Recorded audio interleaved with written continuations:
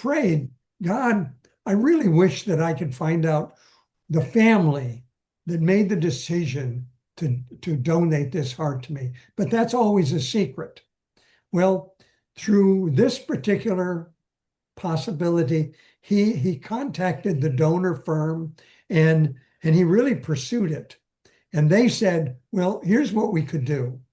We could write a letter to the donor, and if they want to be in touch with you and identify themselves, that would be fine.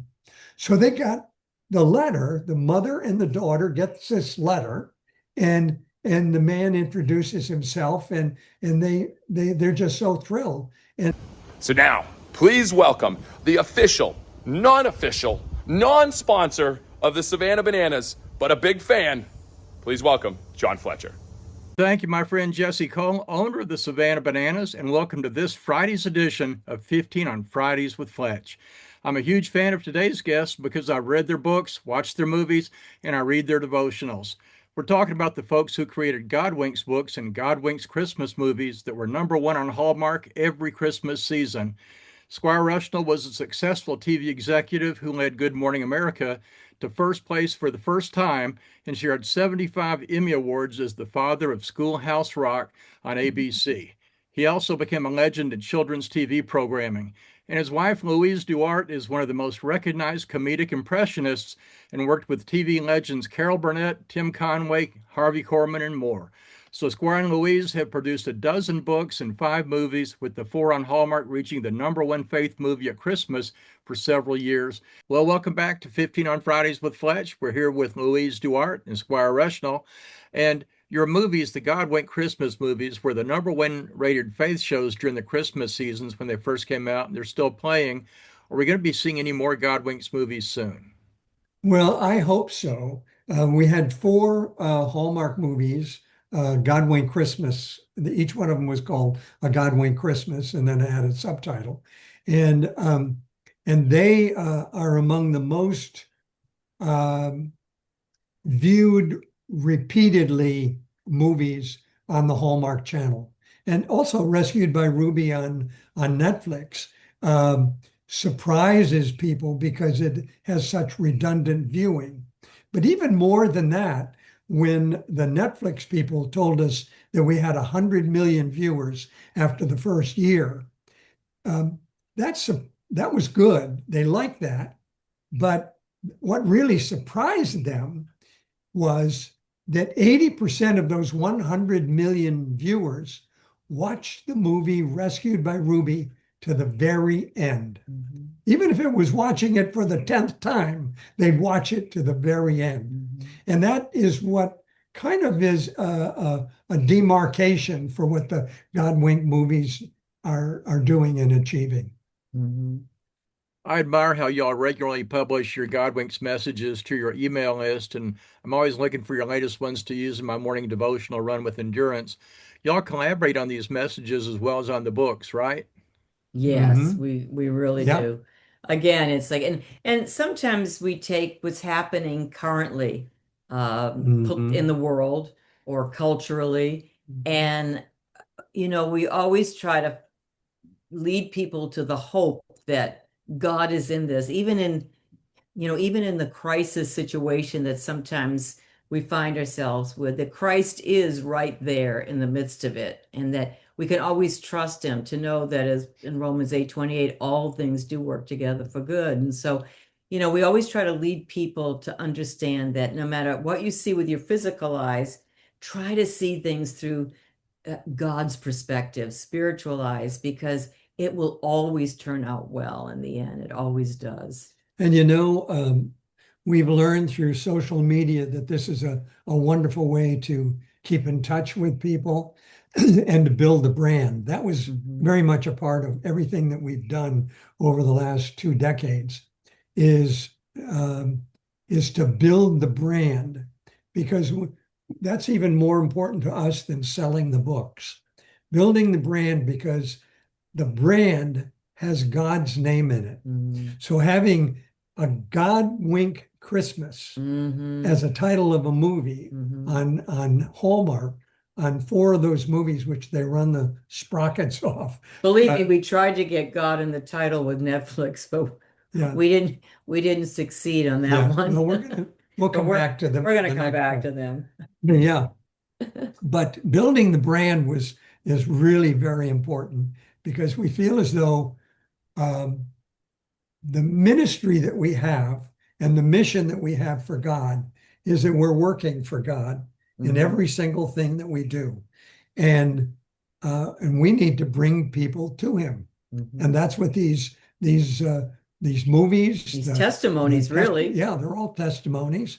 And the segments on the Today Show for 5 years, and every story and every book is designed to help bring people to that awareness that God is present with each of us all the time.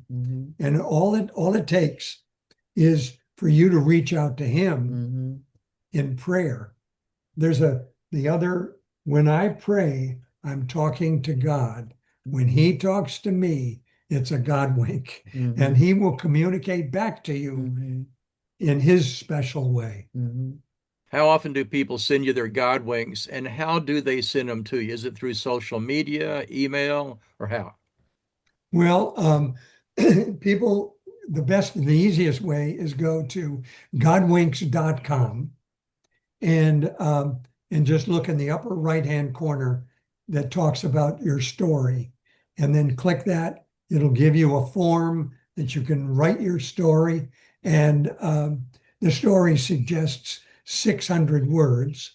And rather than worrying about how you're going to count each one of those words, just know this, that if you go a little long, that's okay. That 600 words is a suggestion, because in social media, you have to stay a lot briefer than you do in the books.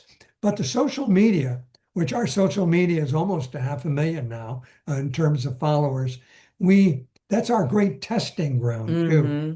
We can tell how many views we've had of every single post. So Louise had a post this last week that was over 1 million. And if we have a story that particularly gets, a high level of viewership, then we know that that's something that qualifies for a book, and we'll set that aside. And Or a movie. and then those stories that are in a book are where we draw from for our movies. There was one that a lot of times people send us stories in the news that maybe we don't see. Did you see this, like the Rescue Ride Ruby? Did you see this story? So it was coming around Father's Day, and we do stories for Fox Digital. So Fox, part of Fox News. And so usually during the holidays, we'll have a Godwink holiday story. So someone sent us the most marvelous story. You can tell that one, you tell it better than I do. Beautiful, it's beautiful. Well, it was, we actually had 2 of them, so I'm getting them a little crossed here right now. But it's the one where a young woman tells the story of her wedding.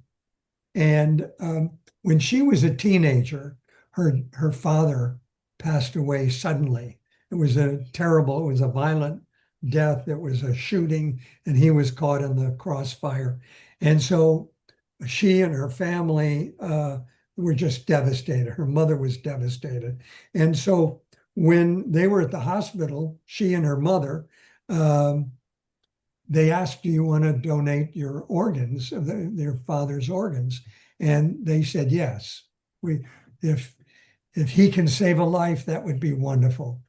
So it turned out that the heart of her father ended up being the perfect heart for someone who was looking for a donor, had been looking for 10 years.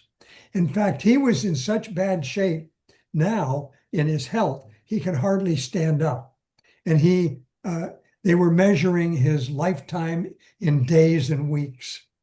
And then the hospital called and said, we have a donor. And he went and he got this heart transplant, and he was just so thrilled. He now had life again. He was just so thankful. But he prayed, God, I really wish that I could find out the family that made the decision to donate this heart to me. But that's always a secret. Well, through this particular possibility, he contacted the donor firm and he really pursued it. And they said, well, here's what we could do. We could write a letter to the donor, and if they want to be in touch with you and identify themselves, that would be fine. So they got the letter. The mother and the daughter gets this letter, and the man introduces himself, and they're just so thrilled. And they never meet him because he lives 100 miles away, but he never lets them forget, because every single holiday he sends the mother and the daughter flowers. Now, when the mother, rather the daughter, is about to get married, she's planning her wedding, and she thinks, who's going to walk me down the aisle? And she has this Godwink notion to find that fellow, ask him if he would be willing to travel the 100 miles and give her away at her wedding. He said, absolutely. So the first time she ever met him was in the vestibule of the church, and he's going to walk her down the aisle. And so they walk. Excuse me, I'm getting a catch in my throat. They walk down the aisle, and he whispers to her, he said, when we get to the altar, if you wish, you can put your hand on my chest and feel your father's heart beating. Wow. It was, and the picture is so beautiful. That was such a great set of Godwinks and divine alignments, so that what had happened is that God made all of that happen.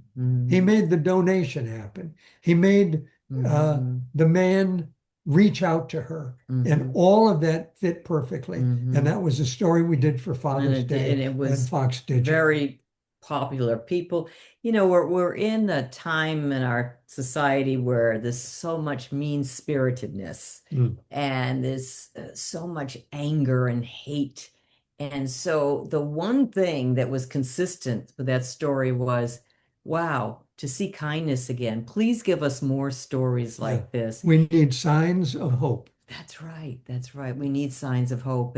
And we feel like God has given us this torch to carry, and it hasn't always been easy. Life, I mean, as writers, and I mean, people think, oh, you movie producers, you must be worth a fortune. You don't make a ton of money on Hallmark movies. But, but the thing is, God has always supplied our needs.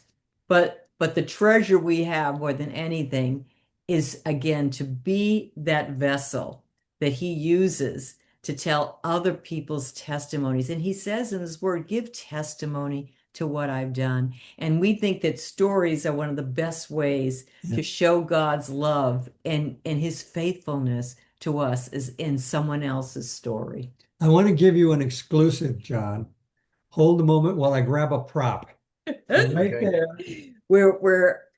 We can't go into detail. No, we can't tell you, but this, we are presenting to our publisher, one of our publishers, and Godwink Signs of Hope. And there's the cover. There's a little daisy springing up from the pavement, struggling up. Breaking through, yeah. And we're just so excited about that as being, that's just a mock-up cover on a mock-up book, but it's we think that that's going to be our next because people want hope more than anything right now. And our books, we're so blessed that they're in 30 different countries. So and we find that there are certain countries like the Philippines. They love our books in the Yeah. Philippines. Yeah, that's the number two country in the world. Yes, I mean, more than Canada, which is yeah, like number three, yes. and England, so forth. But we're just, when we see these stories touch others' lives, it really is what God wants us to do. Yeah, Tell people just tell them the story. A lot of people will say to us, well, I wanted to bring my neighbor, I wanted to tell her about Jesus, but, I just feel like they're a little closed off. So I gave them one of your books and say, oh, read this book because it's not very deep, but they're just stories. I mean, you can't deny someone's real story. And so often we hear, it opened up the door for them to come to church with me because they realize, wow, maybe there is something bigger than all of us. Just open up their mind to see something that maybe they didn't see before. can I tell you something that a pastor told us? It was the greatest compliment we ever had. As a pastor, we knew very well, and we were having dinner with him. And we were telling him that our first Hallmark movie was in production, and he had supported us all along, and we were just thrilled with that. And he was one of those guys who couldn't sit still, when he'd get excited, and that's why he preached too. And so he was kind of sitting there, and he said, what what I love about you guys is that you're so shallow. And then he said, no, I didn't mean that. What I mean is, you bring him into the shallow end of the pool. We pastors take him into the deep end. That's right.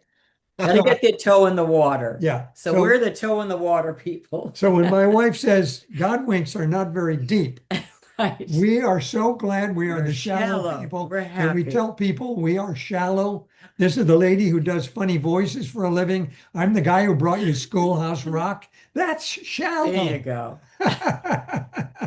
Tell us about your prayer group. Oh, Godwinkers. Yes. That started because I said to SQuire, there's so many prayer requests, and some people I know they would say anonymous. They don't want to share, something personal. So I said, what if we had a private group and we called it Godwinkers, and people can just share, with each other. And it's become to a point where a lot of the Godwinkers who are members will reach out to other Godwinkers, and they become friends. Like my sister-in-law has a friend, well, she met on Godwinkers, Brenda Larson. Now, Brenda lives in the Midwest, and my sister-in-law lives in Plymouth, Massachusetts.